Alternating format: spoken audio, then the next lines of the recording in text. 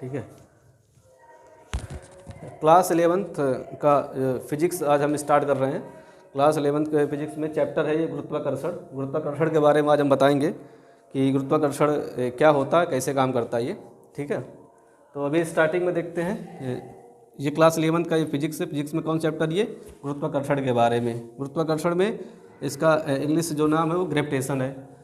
Gravitation में सबसे पहले गुरुत्वाकर्षण की जो बात हो रही है, गुरुत्वाकर्षण मतलब होता है कोई भी वस्तु अगर किसी दूसरे वस्तु को अपने केंद्र की ओर खींचती है, अपनी ओर खींचती है, तो उस आकर्षण को क्या कहते हैं, गुरुत्वाकर्षण कहते हैं। ठीक है, उसे गुरुत्वाकर्षण कहते हैं। लेकिन गुरुत्वाकर्षण यहाँ कोई भी वस्तु हो, कोई भी वस्तु आप ले लीजिए, अगर वो दूसरे वस्तु को अपने केंद्र की ओर खींच ले, अपनी ओर खींच ले, गुरुत्व मतलब केंद्र, आकर्षण मतलब खिंचाव, अपने केंद्र की ओर अगर वो खींच रही है तो उसे क्या कहते हैं, गुरुत्वाकर्षण कहते हैं। अब यहाँ पर क्या है, एक सोलर सिस्टम है। सोलर सिस्टम में कई सारे ग्रह हमारे पास है। सोलर सिस्टम में वास्तव में जो है 9 ग्रहों के बारे में व्याख्या की गई है। बीच में क्या रहता है, सूर्य रहता है। चारों तरफ कौन घूमता है, ग्रह घूमते रहते हैं, बुध, बृहस्पति, शुक्र, शनि, मंगल, और पृथ्वी, कई सारे ग्रह घूमते रहते हैं। जो वो ग्रह गति करते हैं, ग्रह जो गति कर रहे हैं, उन्हीं गति को क्या कहते हैं, ग्रहों की गति कहते हैं। ये किस सिद्धांत पे आधारित है होता है, सबसे पहले बताया किसने था। इसके लिए सबसे पहले जो व्याख्या श्रेय जाता है वो जाता है केपलर को। केपलर ने कहा कि जो भी ग्रह गति करते हैं वो सभी एक नियम के आधार पर गति करते हैं। तो उन्होंने बताया हमारे पास 3 नियम हैं। पहला नियम क्या था उनका, कक्षाओं का नियम। दूसरा नियम क्या है, क्षेत्रफल का नियम, जो किस संरक्षण पर आधारित है, कोणीय संवेग संरक्षण पर आधारित है। तीसरा क्या है, परिक्रमण काल का नियम। जो पहला नियम है कक्षाओं का नियम, इसका मतलब ये कि सूर्य जो है सेंटर पे रहेगा, उसके चारों ओर सभी ग्रह क्या करते रहेंगे, चक्कर लगाते रहेंगे। इसका कोई भी ग्रह, जो ग्रह होते हैं सूर्य के चारों ओर एक वृत्तीय पथ पर गति करते रहेंगे, और सूर्य क्या करता है, उन्हीं ग्रह के किसी फोकस पर स्थित रहता है। ये तो था कक्षाओं का नियम। दूसरा है क्षेत्रफल का नियम। क्षेत्रफल का नियम या कोणीय संवेग संरक्षण का नियम। क्षेत्रफल का नियम क्या है, अगर कोई ग्रह सूर्य से दूरी पर है और कोई ग्रह सूर्य से नज़दीक है, टाइम का चेंजिंग हो सकता है, लेकिन उनके द्वारा तय किया गया क्षेत्रफल बराबर होना चाहिए। ठीक है, ज़्यादा कम या ज़्यादा नहीं होना चाहिए। इसका मतलब यह है कि समान समय में तय किया गया क्षेत्रफल बराबर होना चाहिए, ज़्यादा कम नहीं होना चाहिए। और इसको व्याख्या किसने किया था, व्याख्या किस पर आधारित है, ये कोणीय संवेग संरक्षण के नियम पर आधारित है। कोणीय संवेग क्या होता है, अगर कोई ग्रह है, स्टार्टिंग में जो कोणीय संवेग उसको मान लेते हैं थीटा एंगल पे वो विस्थापित गति कर रहा है। जे बराबर आई ओमेगा है। आई क्या होता है उसका, जे बराबर आई ओमेगा। आई उसका जड़त्व आघूर्ण है, ओमेगा क्या है उसका कोणीय वेग है। ठीक है, अब मान लेते हैं कि ए से बी तक जाने में उसने कितना एंगल चला, डी थीटा चला। कुछ समय के बाद घूम करके कहाँ चला गया वो, सी पे। सी से कहाँ चला गया, फिर सी से डी गया। सी से डी गया तो वहाँ भी कोणीय संवेग कितना होना चाहिए, आई ओमेगा होना चाहिए। यहाँ भी आई ओमेगा, यहाँ भी आई ओमेगा, दोनों बराबर होना चाहिए। तो इसके लिए हम ये करते हैं कि कोणीय संवेग को आधार मान करके हम द्वितीय नियम की व्याख्या करते हैं। व्याख्या कैसे, जब ये मान लेते कोई ग्रह यम द्रव्यमान का ग्रह है, यहाँ पर मौजूद है, ए से बी तक डी टी समय में गया, एंगल कितना जाएगा, वो डी थीटा जाएगा। तो कुल कितना क्षेत्रफल तय करेगा, ये एक त्रिभुज बनेगा। ये सन है, सूर्य है, यहाँ एक त्रिभुज बनेगा। त्रिभुज ये बन रहा ए बी एस। तो इसके द्वारा जो तय किया गया क्षेत्रफल होगा, जितना ये कवर करेगा वही उसका क्षेत्रफल होगा। त्रिभुज का क्षेत्रफल ए बी एस, 1/2 आधार गुणे ऊंचाई। आधार कितना होगा, S into S A. S A क्या है, इसकी त्रिज्या, जितनी दूरी पर वो ग्रह मौजूद है। और ऊंचाई कितना है, ए बी। ठीक, वो ए बी है। ये त्रिभुज बन रहा है, ऊंचाई पता करना है, तो कोण बराबर क्या होता है, चाप बटे त्रिज्या। ये एक त्रिभुज एक चाप है। ठीक, ये आर्क डिसाइड हो रहा है यहाँ से, तो चाप बटे त्रिज्या। चाप का मान ए बी, त्रिज्या का मान आर, कोण कितना चला था, डी थीटा। तो डी थीटा ए बी बराबर R into D theta. A B बराबर आर इंटू डी थीटा, यही मान यहाँ पर रख देंगे, R into D theta. 1/2 R into R square हुआ, डी थीटा हुआ। तो जो तय किया गया क्षेत्रफल हो कितना होगा, डी ए बराबर 1/2 आर स्क्वायर डी थीटा। अगर हम डी टी से दोनों पक्षों में भाग दे दें तो D A upon D T, क्यों भाग देंगे, क्योंकि डी टी टाइम लगा होगा उसको वहाँ तक जाने में, इसलिए 1/2 R square D theta upon D T. D theta upon D T को क्या कहते हैं, कोणीय वेग कहते हैं। किसका कोणीय वेग, ग्रह का कोणीय वेग या कोणीय चाल।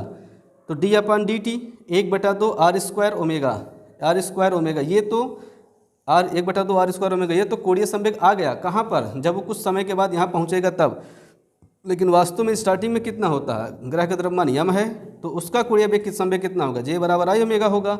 आई बराबर क्या होता है, एम आर स्क्वायर होता है, ओमेगा ओमेगा होता है। क्या इसके ये बराबर है, अगर ये दोनों बराबर हो जाएंगे तब तो मान लेंगे कि कोणीय संवेग संरक्षण के आधार पर क्षेत्रफल का नियम है। अगर हम 2 से गुणा 2 से भाग कर दें, 2 से गुणा 2 से भाग कर दें तो J equal to 2 into M, ये दोनों नीचे आ जाएगा, 1/2 आर स्क्वायर ओमेगा बचेगा। J/2m जो है, J/2m ये होगा उसका कोणीय संवेग, और dA/dt दोनों आपस में बराबर है। इसका मतलब ये हुआ कि जितना यहाँ आ रहा है हाफ आर स्क्वायर ओमेगा, उतना ही यहाँ आ रहा है आर स्क्वायर ओमेगा, दोनों आपस में कांस्टेंट है, नियतांक है। इसलिए हम कह सकते हैं कि जो क्षेत्रफल का नियम है कोणीय संवेग संरक्षण के नियम पर आधारित है। ठीक है, अब इसके बाद पढ़ते हैं परिक्रमण काल का नियम, तीसरा नियम। ठीक, परिक्रमण काल का नियम। ठीक, केपलर के तृतीय नियम के बारे में यहाँ थोड़ा सा व्याख्या करते हैं। क्या केपलर का तृतीय नियम क्या कहता है? केपलर का तृतीय नियम ये कहता है कि जो ग्रह सूर्य से जितना ज़्यादा दूरी पर होगा, ठीक है, उसको परिक्रमण करने में उतना ज़्यादा टाइम लगेगा, और जो ग्रह सूर्य से जितना नज़दीक होगा उससे कम लगेगा। इसको हम एक बार मैथमेटिक तरीके से सॉल्व करके बताते हैं। मान लेते हैं ये सूर्य है, सूर्य का जो पथ है ये कैसा है, दीर्घवृत्ताकार पथ है। यहाँ पर कोई ग्रह मौजूद है, तो जो सूर्य का जो सूर्य के जो दीर्घवृत्ताकार पथ बना है, दीर्घवृत्ताकार पथ में 2 अक्ष होते हैं। ठीक है, जो दीर्घवृत्ताकार बनेगा, एक होता है दीर्घ अक्ष जिसके लंब क्या होता है 2a होता है। अगर उसका आधा पार्ट करेंगे, अर्धदीर्घ अक्ष बनाएंगे तो a बनेगा। लघु अक्ष क्या होता है इसका 2b होता है। आधा भाग करेंगे तो कितना, अर्ध लघु अक्ष कितना होगा, b बनेगा। अब ये यहाँ से चल करके यहाँ तक फिर ये पहुँच जाएगा तो कुल कितना क्षेत्रफल तय करेगा, तो वो करेगा दीर्घवृत्त का क्षेत्रफल के बराबर करेगा, पाई ए बी करेगा, पाई ए बी। हमें जानते हैं एक सूत्र है, समय बराबर दूरी बटे चाल। यहाँ समय को हमने क्या लिखा है, परिक्रमण काल लिखा है। परिक्रमण काल में क्या होता है सूत्र, जो दूरी है कितना है, दीर्घवृत्त का क्षेत्रफल जितना ग्रह तय किया था बटे क्षेत्रीय चाल। चाल मतलब कैसा चाल, क्षेत्रीय चाल। क्षेत्रीय चाल द्वितीय नियम से लेंगे, dA/dt किसके बराबर होगा, कोणीय संवेग के बराबर होगा, J/2m। टाइम t बराबर, यहाँ परिक्रमण काल t हो गया, ऊपर दीर्घवृत्त का क्षेत्रफल पाई ए बी बटे J/2m।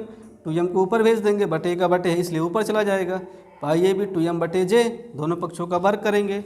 वर्ग करने पर टी स्क्वायर बराबर pi square a square b square 4, दो का वर्ग कितना होगा, 4 होगा, m स्क्वायर बटे j स्क्वायर।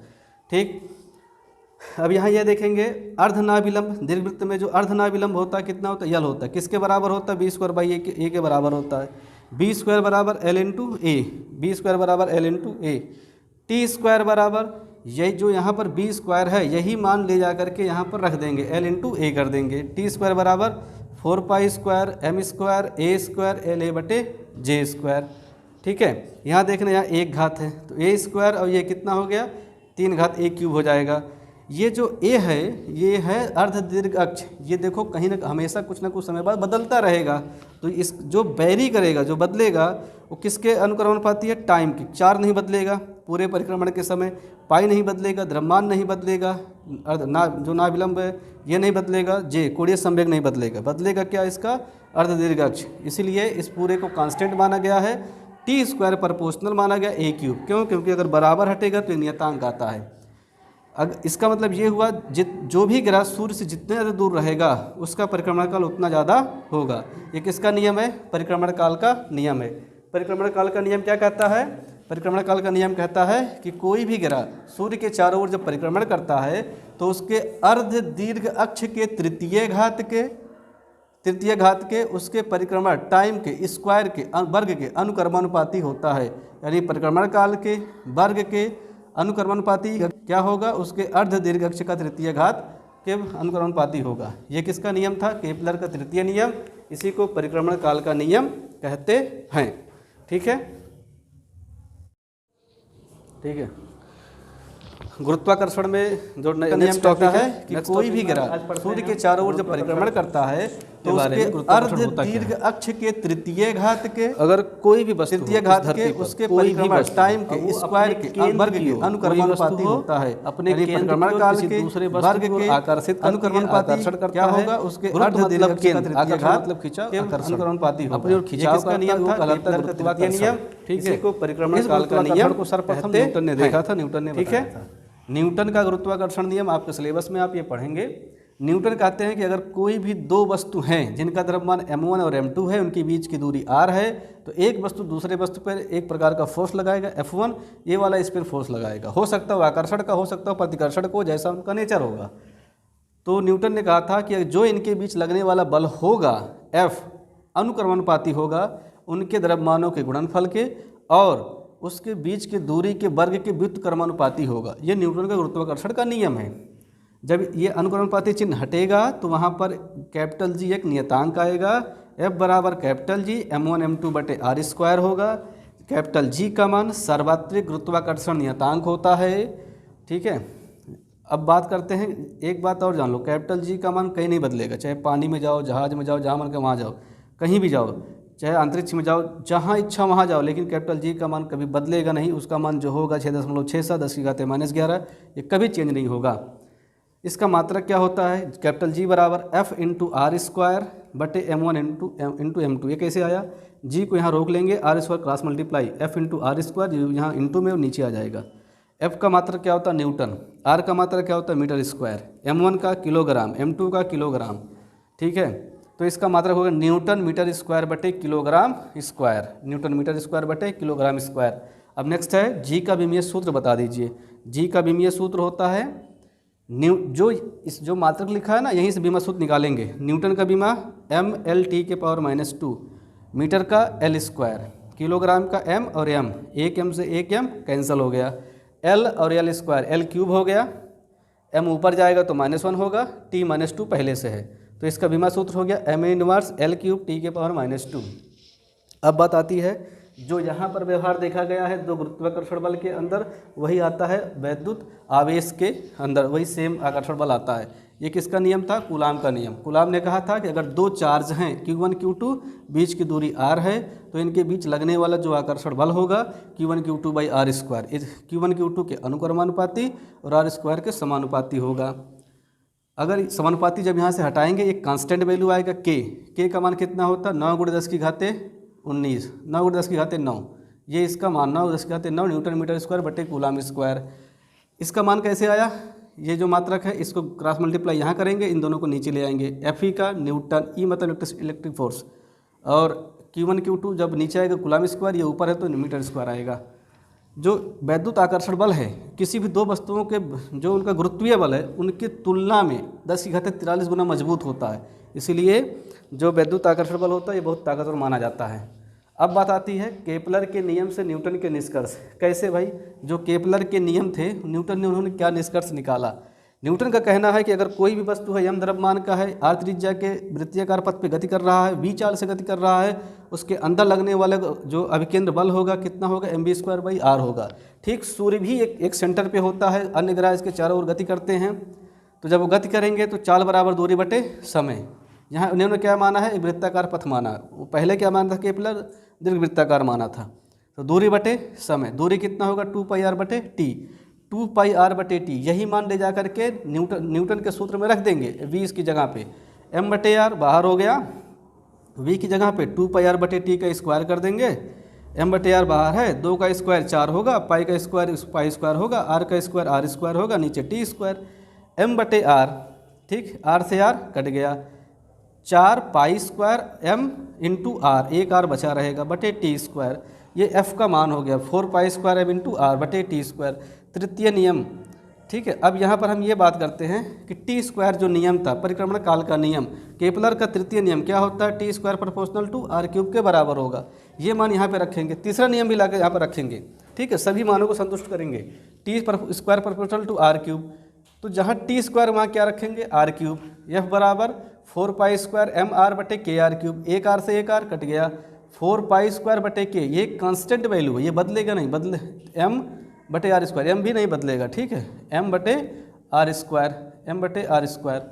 लेकिन 4πk² ये बिल्कुल कांस्टेंट है, तो ये इन चीज़ों को हटा करके वहाँ पर हम क्या मान लेंगे, कैपिटल जी, जो द्रव्यमान है उसको रखेंगे, ठीक है, जो द्रव्यमान उसको रहने दिया जाएगा, एम बटे आर स्क्वायर, एम का मान एम बटे आर स्क्वायर। तो इनका जो निष्कर्ष निकला एफ, उसके द्रव्यमान के अनुक्रमानुपाती लगने वाला बल होगा और बीच की दूरी की वर्ग के व्युत्क्रमानुपाती होगा। क्या मतलब, अगर द्रव्यमान बहुत बड़ा है तो लगने वाला बल बहुत बड़ा, दूरी जितना बढ़ाते जाओगे बल उतना कम होता जाएगा। निष्कर्ष उन्होंने पहले निकाला कि अगर दूरी बढ़ा दोगे तो बल का मान कम हो जाएगा, अगर द्रव्यमान का मान बढ़ा दोगे लगने वाला बल का मान भी ज़्यादा हो जाएगा। 4π² बटे k बराबर जी, मतलब एक कांस्टेंट हम जी मान लेते हैं, अर्थात अगर हम m1 m2 दो द्रव्यमान ले लें, r दूरी पर रख लें, तो उनके बीच लगने वाला बल होगा capital G m1 m2 by R square के बराबर होता है। यही गुरुत्वाकर्षण का नियम है, गुरुत्वाकर्षण बल। इसका मतलब यह है केपलर का नियम और न्यूटन के जो निष्कर्ष था फाइनली आकर के गुरुत्वाकर्षण नियम निकल गया। दोनों नियम को शामिल किया गया है, ठीक है, केपलर का द्वितीय नियम भी और तृतीय, दोनों मिला करके हम यहाँ पर गुरुत्वाकर्षण बल लेकर चले आए हैं। ये तो रहा गुरुत्वाकर्षण नियतांक, ठीक।